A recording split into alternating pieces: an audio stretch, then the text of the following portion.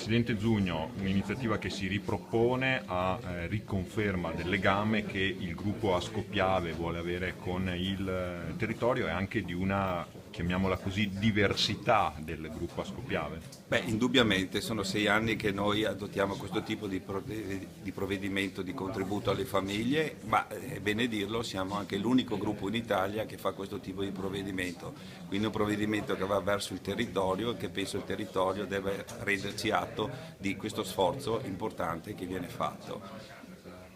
In un momento che per tutta l'economia e anche per il vostro settore è ovviamente difficile. Beh, per dirla tutta, penso che la termica, cioè il fatto di inverni sempre più caldi e la marginalità che è ridotta rispetto a un tempo, non può che rendere ancora più pregevole il provvedimento che fa Scoppiavi in un momento come questo di difficoltà per l'azienda e per il territorio, quindi è un'alleanza di territorio con l'azienda.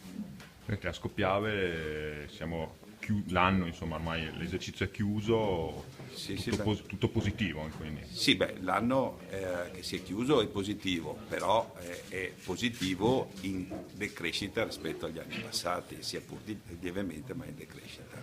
Teme che i comuni escano? Non è una domanda che deve farmi a me.